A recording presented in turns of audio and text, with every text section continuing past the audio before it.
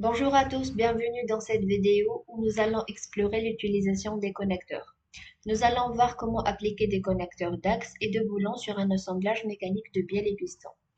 Voilà les étapes qu'on va suivre. Tout d'abord, premièrement, on va ouvrir le fichier de la bielle et du piston, appliquer l'acier Easy 1020 comme matériau, définir l'interaction des composants en tant que contact, remplacer la pièce mise en évidence par des connecteurs. Voilà les deux connecteurs. Connecteur d'axe, c'est celui-là. Les connecteurs de boulon, c'est ces deux-là avec les caractéristiques. C'est parti. On lance une nouvelle étude. Statique. OK. Commençons par appliquer le matériau. Je vais choisir les i1020. Il suffit d'écrire 1020 dans la barre de recherche et vous allez le trouver facilement. Les i1020, appliquer, fermer. Maintenant, concernant l'interaction entre composants, clic droit sur Interaction globale, modifier la définition. Il a changé à contact parce que ça permettra aux axes et aux boulons de tourner librement au lieu d'être fixés rigidement à la bielle et au piston. Valider. On doit exclure l'axe et les boulons déjà existants pour qu'on peut les remplacer par des connecteurs. Il suffit de le sélectionner ici et clic droit, exclure de l'analyse. La même chose pour les boulons. Clic droit, exclure de l'analyse.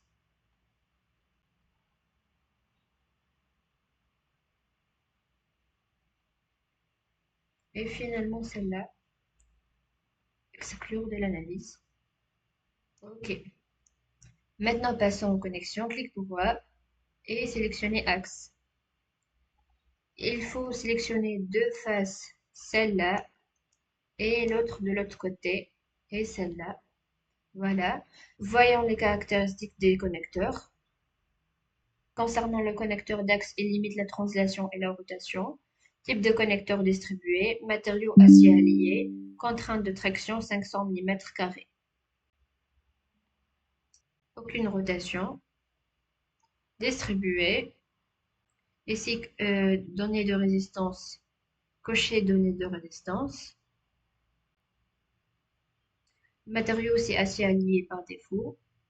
Et concernant la contrainte de traction, c'est 500 mm². Voilà, validé. Voilà le connecteur, il est créé. Maintenant, passer au connecteur boulant. Boulant. On doit sélectionner les deux arêtes de trou, celle-là et l'autre opposée. Voilà. Voyons les caractéristiques de boulant. C'est standard avec écrou, type de connecteur distribué, matériau acier allié, pas de vis c'est 1,2, couple de 2,5 Nm par mètre et coefficient de frottement de 0,2. Voilà. C'est distribué ici. Données de résistance, cocher données de résistance.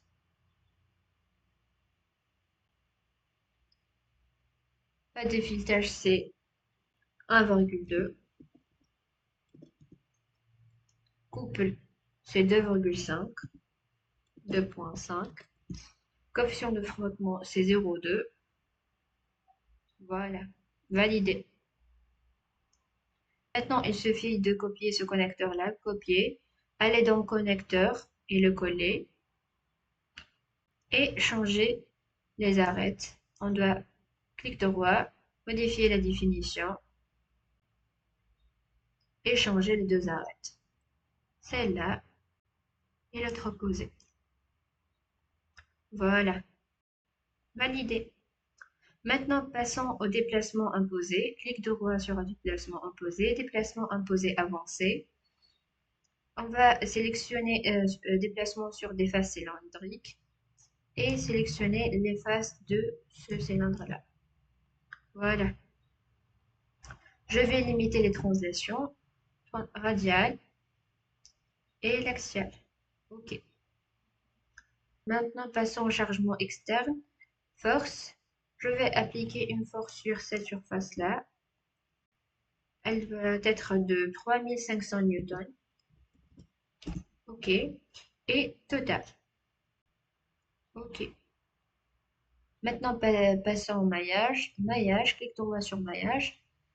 Créer le maillage. Voilà.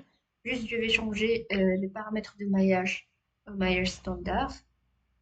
OK.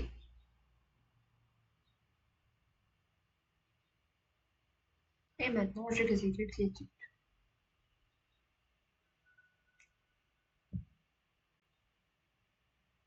Voilà les résultats. La limite d'élasticité du matériau, c'est 351 mégapascales, alors que la contrainte maximale, c'est 44,746 mégapascales. On est bien en dessous de la limite d'élasticité. Merci d'avoir regardé cette vidéo et n'hésitez pas à la liker et commenter et s'abonner pour plus de vidéos.